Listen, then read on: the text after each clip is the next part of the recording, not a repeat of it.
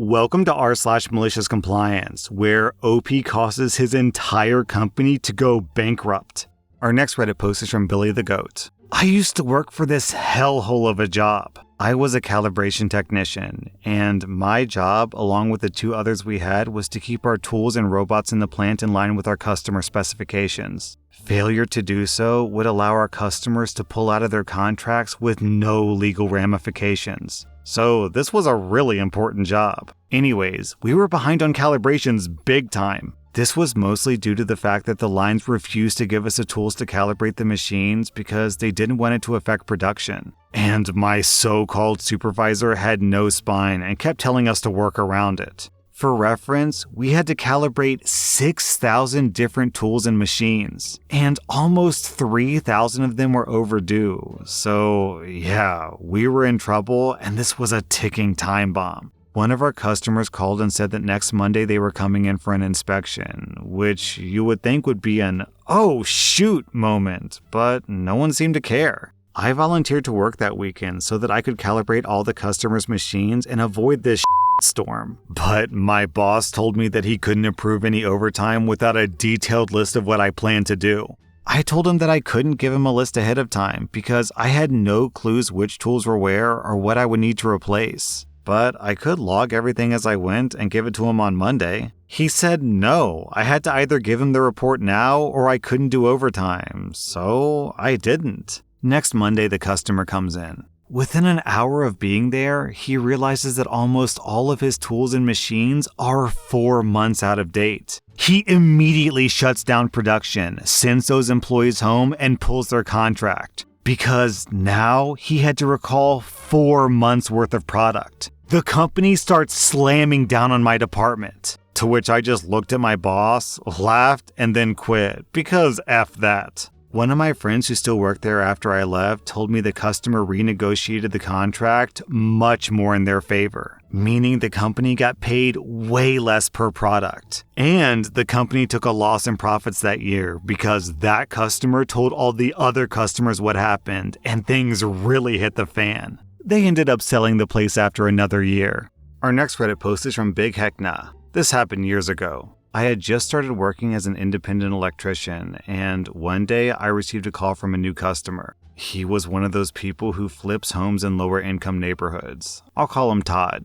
Todd asked me to meet him at a vacant house that he recently bought to give him an estimate for a full rewiring job. He was 30 minutes late, so I was already unimpressed with him. Upon entering the house, which was right after a rainstorm had passed through, we found an inch of water covering the hardwood floors. There was water pouring out of small holes in the columns on the front porch. Everything was soaked. Instead of showing me around, Todd called his business partner and brother and spent the next 20 minutes cussing him out for not fixing the roof. I'm standing around listening to this man-baby rage on full display. The whole time I'm thinking, there is no way that I'm gonna work for this guy. His fuse was way too short and his anger was out of hand. I gave him a price, which admittedly was the "I don't want to do this job" price, and I didn't hear back from him until months later. Todd called me later that year. He explained that he had found an electrician from 3 states away, and he had paid the electrician with ceramic tiles instead of cash. The problem now? Well, he needed an inspection from the city electrical inspector. I agreed to meet the inspector for him, which I would bill him for. I went back to the house about 20 minutes before the inspector showed up, and I saw numerous issues.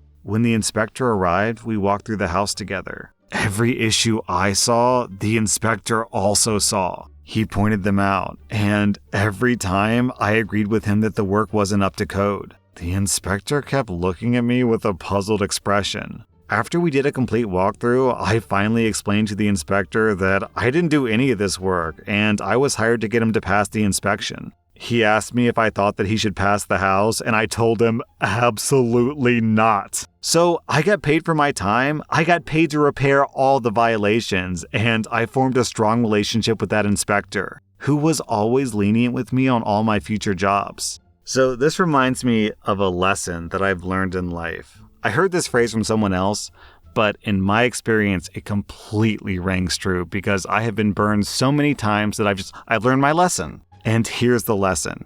If you think hiring a professional is expensive, wait until you hire an amateur.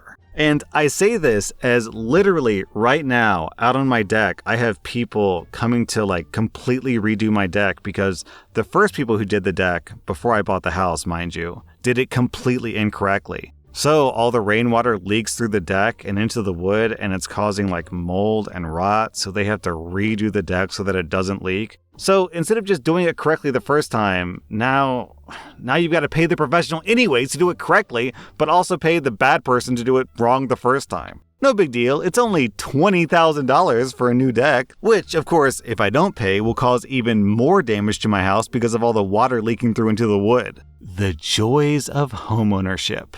Our next Reddit post is from Dumpster Fire. This happened today. My husband and I have been car shopping because I was in an auto accident at the beginning of summer. Our car was totaled in the accident, and it's been a long process. We finally decided on the automobile that we wanted, got all our paperwork completed, and had our financing all worked out. All we had to do was sign the paperwork and drive away. The dealership is 90 minutes from our house, so we took the kids out of school early and my husband took off work after lunch. We wanted to make sure that we were home in time to keep our typical school night schedule going. We get to the dealership at our agreed upon time. We did one more test drive and we were ready to sign everything. Then the game started. All of a sudden, the finance office wasn't ready for us. Then, after an almost 2-hour wait, they were ready. The finance person started by trying to upsell us on all the add-ons that dealers try to sell you. We told her that we didn't want anything extra. We just wanted to look at the numbers, read the paperwork, sign it, and head out.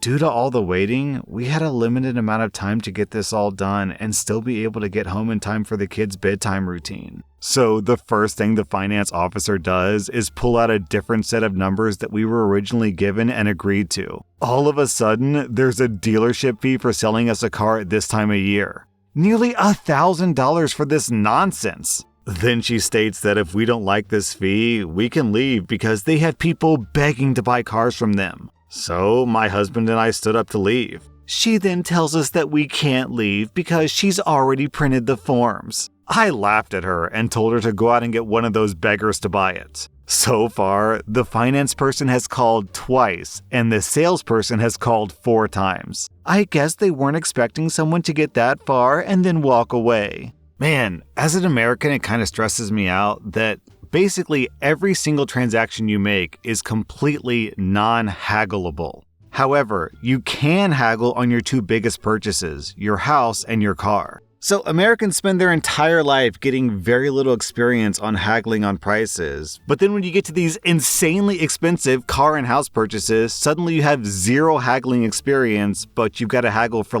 literally thousands of dollars. Our next Reddit post is from Woolie's Mudcake. This happened a few years ago when I was around 18. I worked at a large chain that sold automotive parts. The store had a roughly equal number of male and female staff, and since this was the automotive industry, the women seemed to get a decent amount of men and women who would ask for one of the boys to help them. I was out back loading stock onto a trolley to run to the floor when one of my female coworkers, and mind you, she's worked here for 7 years at this point compared to my 3 months of employment, comes and finds me and asks me to help a customer. I ask her why she needs help because she usually knows more than I do considering how long she's been working here. She explained that she was standing at the service desk and a guy came up and asked her to get one of the boys. She tried explaining to him that she's more than competent to help him, but he insisted that a man needs to help him. After hearing this, I decide screw it, I may as well have some fun. I tell her to follow me back to the desk where he was waiting and just let me sort this out. I get to the customer and ask what he needed. He explained what he was after, so I just kind of stare with a puzzled look for a moment. I look at the customer and say, "I'm sorry, I actually don't know how to help with that one." And I turn to my coworker and say, "Actually, she's an expert in that field. She knows more than I do, and I'm sure that she can help you." He looks annoyed and asks for another one of the boys, and on cue, one of my other male coworkers who had overheard the entire conversation walks over. The customer looks at him and asks for the same thing again, to which he replies, "Oh, actually, she's an expert on that. She's probably the best person to ask that question to," before wandering off again. The customer begrudgingly got her help on the matter and walked out without talking to anyone else in the store. Down in the comments, we have this story from a Jumbotron. I used to work tech support for a major computer company about 15 years ago. It was about 50% men and 50% women staffing the phones.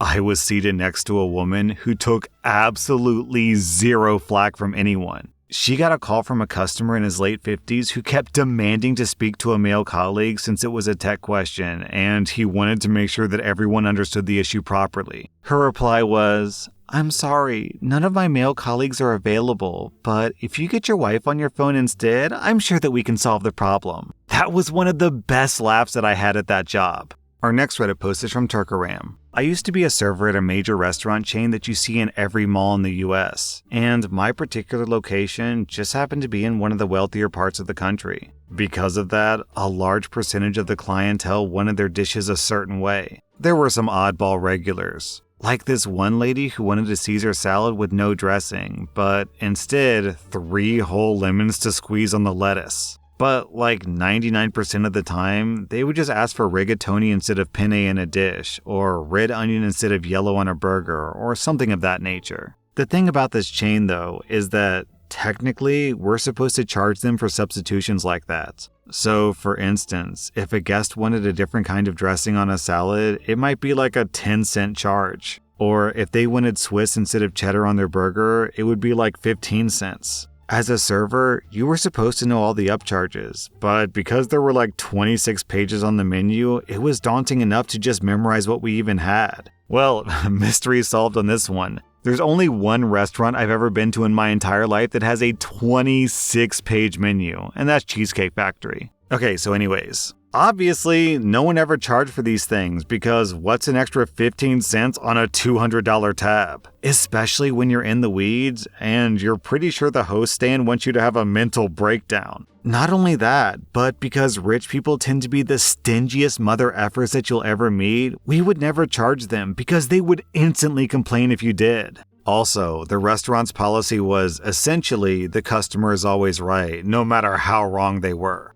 We even had regular grifters who would intentionally order the wrong thing and then complain and get an entire free meal every freaking time. So one normal day I'm serving a table and someone asked for goat cheese on their salad instead of feta, which is supposed to be one of those 10-cent charges. I obviously don't add the upcharge, just like I hadn't for any of the other countless times over the last 3 years. And like 15 minutes later, the new manager, Brad, comes along and pretty much chews me out over it. Keep in mind, this is Brad's second day on the job, and he came over from the other side of the country to replace our beloved former manager who left to manage her own restaurant. The dude hadn't even introduced himself to me, and he comes out of nowhere to yell at me for not doing the upcharge. I explained to him why I didn't, and how it was pretty much a directive from the general manager to not do upcharges, because 99% of the time that would lead to a complaint and a free meal would follow. But Brad just blah blah blah some more and tells me that I have to add the upcharge or I would get written up.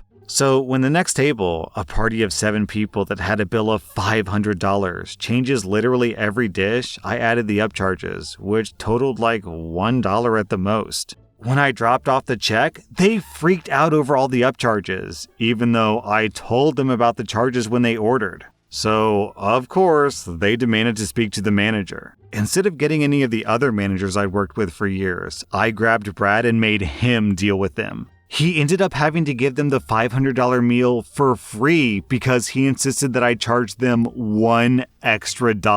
But did he learn from this lesson? Nope. So I did this over and over again, to the detriment of my own bank account. Most people still tip me though, which was nice. And I got to watch tables routinely chew Brad out over these stupid charges. This continued for a month or so until he finally relented. And not too long after that, I was suspiciously fired for creating a hostile work environment while I was on vacation. Don't you know, OP? Disagreeing with your manager and making him look like an idiot is the most hostile thing anyone can do in a work environment. You're lucky that he didn't send you to jail, OP. Our next Reddit post is from Il King. I own an auto detailing business. During the height of the pandemic, I lost maybe 5% of my business because I mostly service high-end cars owned by the semi-wealthy, or better yet, their kids. Anyhow, I have 2 employees. One who's a supervisor and the other who's a trainee. I still work like 90% of the jobs to assist because they're both still in training. I had a new customer a year or so ago who wasn't happy and demanded of me to see the manager. I called over the supervisor, who told the client exactly the same thing that I had told her. The client shrieked, "Why are you just repeating what your employee said?" He said, "Ma'am, that's the owner. He's my boss." She got mad that I passed her off to someone lower than myself. So I just said, "You wanted to see the manager, and he's the one in charge of the trainee when I'm not here, so he's the closest thing to a manager." That ended pretty quickly, lol. That was r/Maliciouscompliance, and if you like this content, check out my podcast where I publish the exact same episodes. Also, hit that subscribe button because I put out new Reddit videos every single day.